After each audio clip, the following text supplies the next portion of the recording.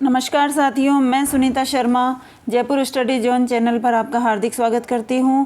हम राजस्थान का जो स्थिति और विस्तार पढ़ रहे हैं, जिसमें हमारा टॉपिक रहेगा आज का राजस्थान की स्थिति और विस्तार, जिसमें हम पढ़ेंगे राजस्थान का क्षेत्रफल कौन से गोलार्ध में स्थित है, कितना अक्षांश और देशांतर है। इस तरह से सामान्य जानकारी जो है राजस्थान की वो हम पढ़ेंगे दोस्तों।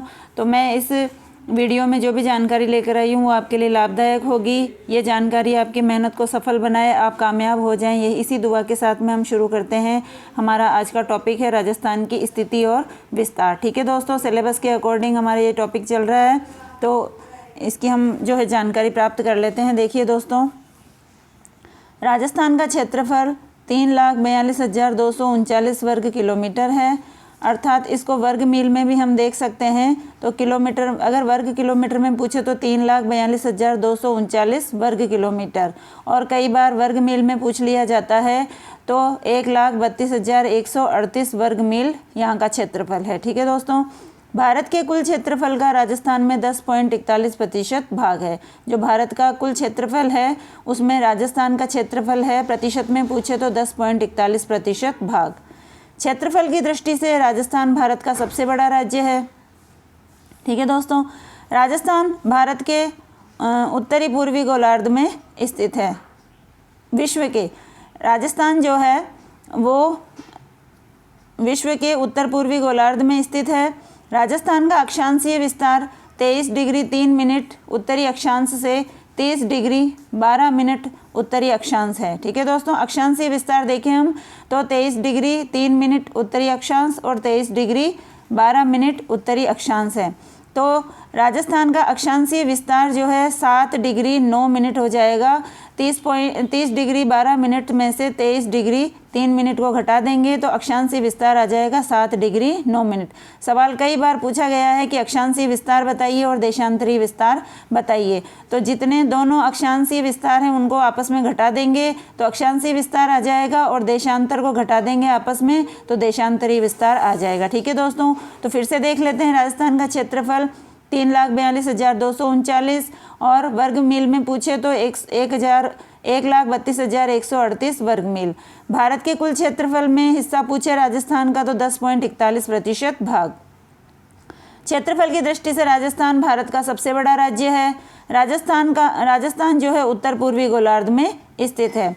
अक्षांशीय विस्तार है 23 डिग्री 3 मिनट और 30 डिग्री 12 मिनट उत्तरी अक्षांश, और अक्षांशीय विस्तार है 7 डिग्री 9 मिनट ये जो अक्षांशीय विस्तार है। आगे देखते हैं हम। ऐसे लगाना पड़ेगा जिसमें कोई नंबर नहीं होना चाहिए, 0 से चालू हो। राजस्थान का देशांतरी विस्तार 69 डिग्री 30 मिनट पूर्वी देशांतर से 78 डिग्री 17 मिनट पूर्वी देशांतर है। ठीक है दोस्तों, राजस्थान का देशांतरी विस्तार 69 डिग्री 30 मिनट पूर्वी देशांतर से 78 डिग्री 17 मिनट पूर्वी देशांतर है। इस प्रकार से राजस्थान का देशांतरी विस्तार है 8 डिग्री 47 मिनट। राजस्थान की पूर्व से पश्चिम तक की लंबाई है 869 किलोमीटर, अगर मील में पूछे तो 540 मील है। ठीक है दोस्तों, वैसे लंबाई किलोमीटर में ही ज़्यादातर पूछी जाती है तो हम याद रखेंगे पूर्व से पश्चिम की जो लंबाई है वो 869 किलोमीटर। उत्तर से दक्षिण की जो चौड़ाई है वो 826 किलोमीटर है, और मील में पूछे तो 513 मील। ठीक है दोस्तों, 869 किलोमीटर लंबाई और 826 किलोमीटर चौड़ाई। एक मील में 1.6093 किलोमीटर होते हैं। राजस्थान की लंबाई और चौड़ाई के बीच का अंतर है 869 में से 826 जब माइनस करेंगे तो 43 किलोमीटर का अंतर आ जाता है। कई बार सवाल पूछा जा चुका है कि राजस्थान की लंबाई और चौड़ाई के बीच में अंतर बताइए। इसी प्रकार से देशांतरीय विस्तार और अक्षांशीय विस्तार, इसका भी हम ध्यान में रखेंगे। तो आगे बढ़ते हैं हम दोस्तों। राजस्थान के उत्तर पश्चिम से दक्षिण पूर्वी विकर्ण की लंबाई 850 किलोमीटर है। दोस्तों, ये विकर्ण क्या होता है?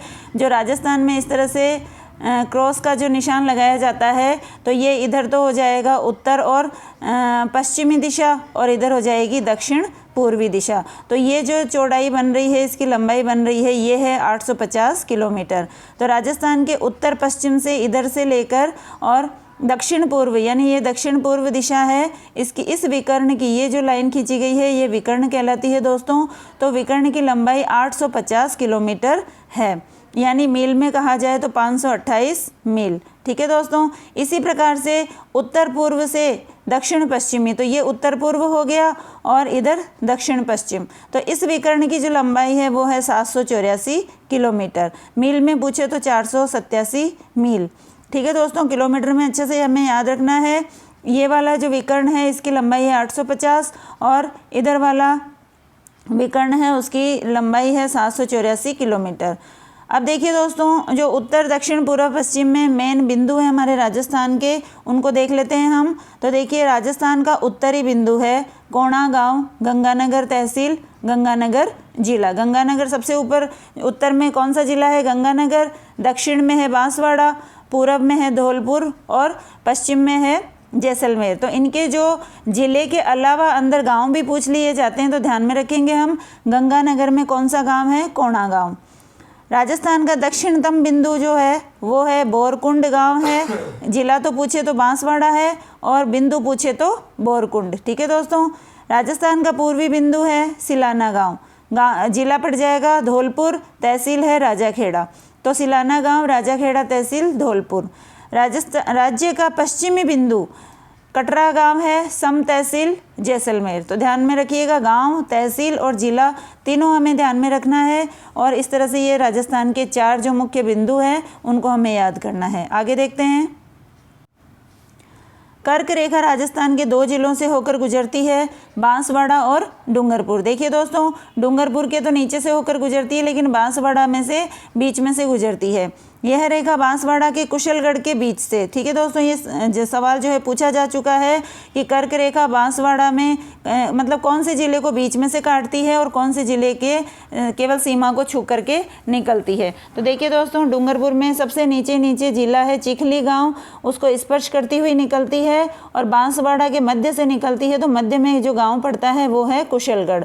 तो बांसवाड़ा के कुशलगढ़ के बीच से निकलती है और डूंगरपुर के चिखली गाँव को स्पर्श करती हुई निकलती है। अतः कर्क रेखा के सबसे नज़दीक कुशलगढ़ गांव बांसवाड़ा है। पूछा गया सवाल है कर्क रेखा के सबसे नज़दीक गांव कौन सा है? तो कुशलगढ़ है बांसवाड़ा में। जो तो कर्क रेखा कुशलगढ़ को बीच में से काटती हुई निकलती है। और सबसे दूर अगर पूछा जाए तो कौन सा है? गंगानगर। ठीक है दोस्तों, आगे देखिए। सूर्य कर्क रेखा और मकर रेखा के बीच में रहता है। दोस्तों, भूमध्य रेखा पर सूर्य जो है सीधा चमकता है, तो कर्क रेखा और मकर रेखा के बीच में है ये। इसलिए सूर्य की सर्वाधिक सीधी किरणें राजस्थान में बांसवाड़ा में और उसके बाद डूंगरपुर में पड़ती है। सर्वाधिक सूर्य की सीधी किरणें पूछी गई है। सवाल भी पूछा गया है ये कि सूर्य की सर्वाधिक तिरछी किरणें कहाँ पर पड़ती है और सबसे सीधी किरणें कहाँ पर पड़ती है। तो देखिए दोस्तों, कर्क रेखा के नज़दीक होने के कारण और ये सूर्य की सर्वाधिक सीधी किरणें जो है राजस्थान में बांसवाड़ा पर पड़ती है और उसके बाद डूंगरपुर पर पड़ती है। राजस्थान में सूर्य की सबसे तिरछी रेखाएं देखिए गंगानगर में पड़ती है। इसको हम आगे पढ़ लेते हैं दोस्तों। राजस्थान में सूर्य की सबसे तिरछी किरणें गंगानगर और उसके बाद हनुमानगढ़ पर पड़ती है। देखिए, सबसे सीधी पूछी है तो बांसवाड़ा और उसके बाद डूंगरपुर, और इधर सबसे तिरछी पूछी गई है तो देखिए गंगानगर से पहले गंगानगर आएगा और दूसरा उसके बाद में हनुमानगढ़ जिला आएगा। आगे देखते हैं। कर्क रेखा की राजस्थान में लंबाई 26 किलोमीटर। पूछा गया सवाल है कर्क रेखा की राजस्थान में लंबाई कितनी है? 26 किलोमीटर। यह रेखा राजस्थान के दक्षिणतम बिंदु के लगभग 50 किलोमीटर अंदर से गुजरती है। राजस्थान का जो दक्षिणतम बिंदु है बोरकुंड गांव बांसवाड़ा में, लेकिन ये निकलती है जो है कुशलगढ़, बांसवाड़ा में कुशलगढ़ गांव है उसके बीच से निकलती है। तो दक्षिणतम जो बिंदु है उससे 50 किलोमीटर अंदर से गुजरती है। ठीक है दोस्तों। सूर्य को एक देशांतर पार करने में 4 मिनट का समय लगता है। दोस्तों, सवाल पूछा गया है इस तरह का, इसलिए इस जानकारी को अच्छे से हम समझेंगे। सूर्य को एक देशांतर को पार करने में 4 मिनट का समय लगता है। अब देखिए, भारत का मानक समय 82.5 डिग्री पूर्वी देशांतर रेखा है दोस्तों, जो इलाहाबाद के नैनी से होकर निकलती है। इसीलिए 82.5 को हम 4 से गुणा करेंगे क्योंकि एक देशांतर को पार करने में 4 मिनट का समय लगता है। ठीक है दोस्तों, और भारत का मानक समय है 82.5 डिग्री पूर्वी देशांतर। तो इन सबको गुणा कर देंगे तो आएगा 5 घंटे 30 मिनट। तो भारत जो है ग्रीनविच रेखा जो मीन टाइम बताती है उससे 5 घंटे और 30 मिनट आगे। ये पूछा गया सवाल है कि भारत का जो मानक समय है वो ग्रीनविच मीन टाइम जो है उससे कितने घंटे आगे चलता है, तो 5 घंटे 30 मिनट आगे चलता है। आगे देखते हैं हम। पूर्वी देशांतर में आने पर समय को प्रति देशांतर 4 मिनट जोड़ा जाता है, जबकि पश्चिम में जाने पर समय को प्रति देशांतर 5 मिनट घटाया जाता है। ठीक है दोस्तों, तो पूर्वी देशांतर में आने पर समय को प्रति देशांतर 4 मिनट जोड़ा जाता है, जबकि पश्चिम में जाने पर समय को प्रति देशांतर 4 मिनट घटाया जाता है। ठीक है दोस्तों, राजस्थान का देशांतरीय अंतराल 8 डिग्री 47 मिनट है।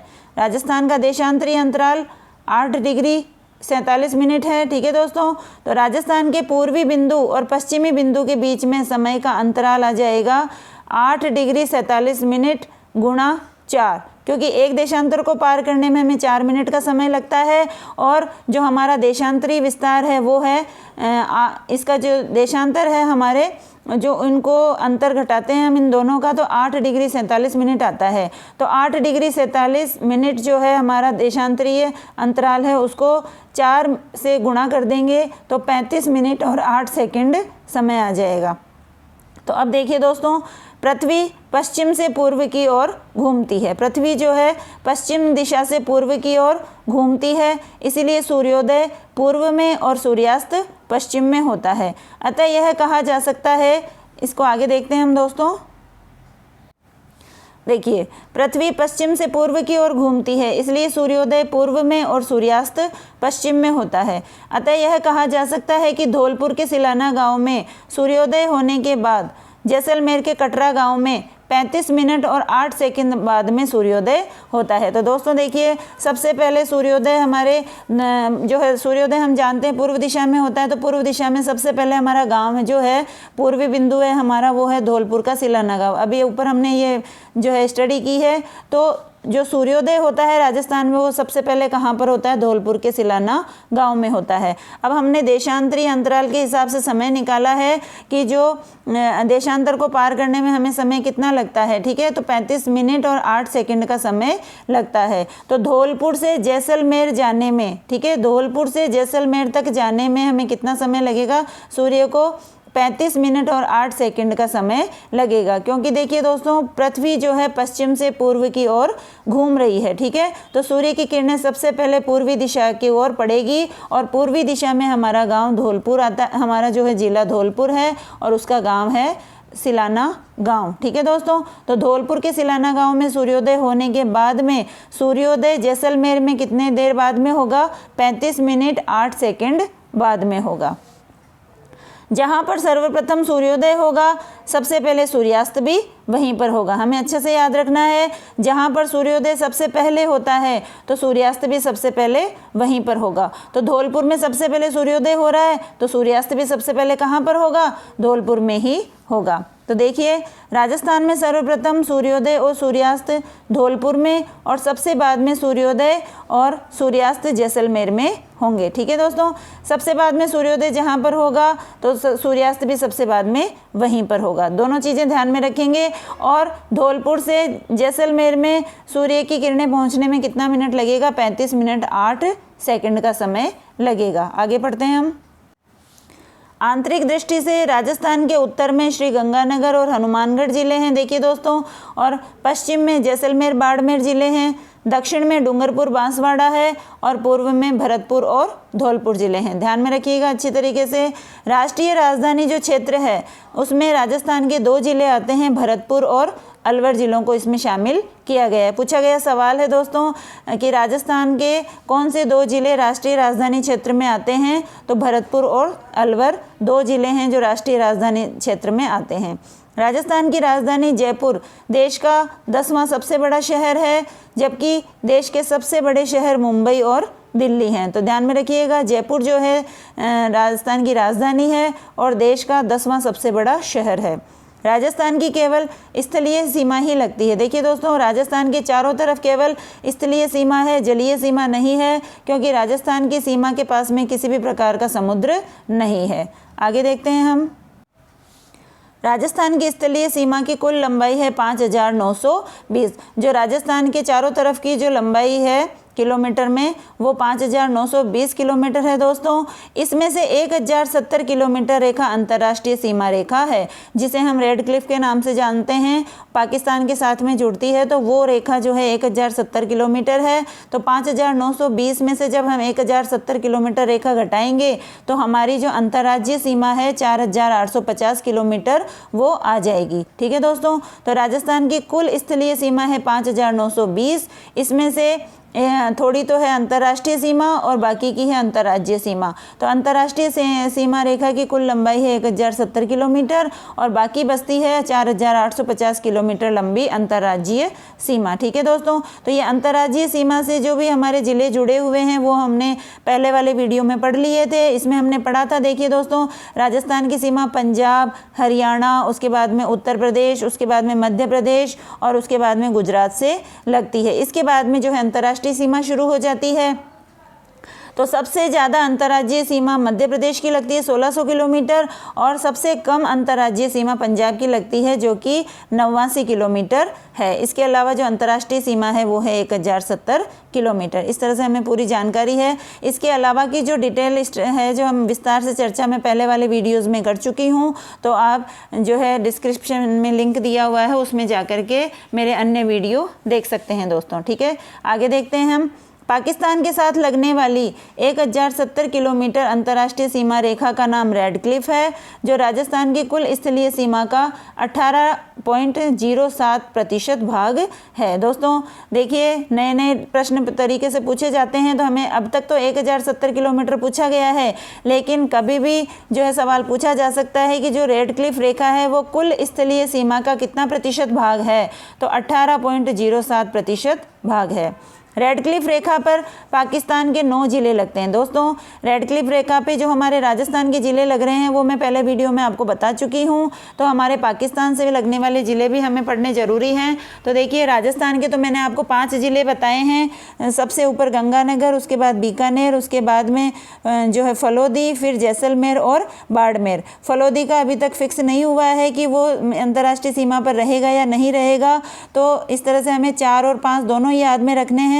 अगर फलोदी का वापस से आ जाता है, नया जो है जानकारी आ जाती है, तो उसके हिसाब से हम करेंगे। बाकी अभी फ़िलहाल फलोदी जो है अंतर्राष्ट्रीय सीमा से लगा हुआ है, तो हमें 5 ज़िले याद में रखने हैं। अगर 5 नहीं आए तो 4 ज़िले हमें करने हैं। रेड क्लिफ रेखा पर पाकिस्तान के 9 ज़िले लगते हैं।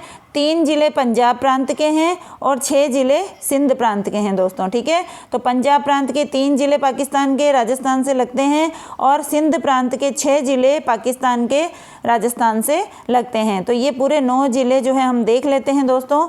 तो अगले देखते हैं हम आगे। पंजाब प्रांत के 3 ज़िले हैं बहावलपुर, बहावलनगर और रहीम यार खान। देखिए दोस्तों, ये जो बहावलपुर ज़िला है वो सबसे ज़्यादा सीमा बनाता है हमारे राजस्थान की। इसके साथ में जो रेड क्लिफ रेखा लग रही है उससे सर्वाधिक सीमा जो है पाकिस्तान का ज़िला पाकिस्तान का कौन सा ज़िला सर्वाधिक सीमा बनाता है, तो वो है बहावलपुर। ठीक है दोस्तों, इसके अलावा बहावलनगर और रहीम यार खान, ये 3 ज़िले हैं पंजाब प्रांत के जो हमारे राजस्थान से लगते हैं, रेड क्लिफ रेखा से लगते हैं। इसके अलावा सिंध प्रांत, पाकिस्तान के सिंध प्रांत के 6 ज़िले हैं जो राजस्थान से लगते हैं। घोटकी, सुक्कुर, खैरपुर, संघर, अमरकोट और थार पारकर। दोबारा देख लेते हैं हम। घोटकी, सुक्कुर, खैरपुर, संघर, अमरकोट, थार पारकर। 3-4 बार हम इस तरह से पढ़ेंगे तो ये सारे ज़िले हमें याद हो जाएंगे। तो देखिए, पंजाब प्रांत के 3 ज़िले हैं और सिंध प्रांत के 6 ज़िले हैं जो हमारे राजस्थान से लगते हैं। अब देखिए दोस्तों, इम्पोर्टेंट चीज़ ये है कि एक ट्रेन चलाई गई है जो राजस्थान से पाकिस्तान जाती है, तो उस ट्रेन का नाम है थार एक्सप्रेस। तो देखिए, ये ट्रेन कहाँ से कहाँ तक जाती है। ये बाड़मेर के मुनाबाव से पाकिस्तान के खोखरा पार तक जाती है और ये जो ट्रेन है वो कौन सी है, थार एक्सप्रेस है। ठीक है दोस्तों, तो बाड़मेर के मुनाबाव से पाकिस्तान के खोखराबार के बीच में जो ट्रेन चलाई गई है उसका नाम है थार एक्सप्रेस। ठीक है, जगह का नाम ध्यान में रखेंगे, प्रश्न पूछा जा चुका है कि बाड़मेर के कौन से स्थान से चालू होती है, तो मुनाबाव से, और पाकिस्तान के कौन से स्थान तक जाती है, खोखरापार तक जाती है। ट्रेन का नाम है थार एक्सप्रेस।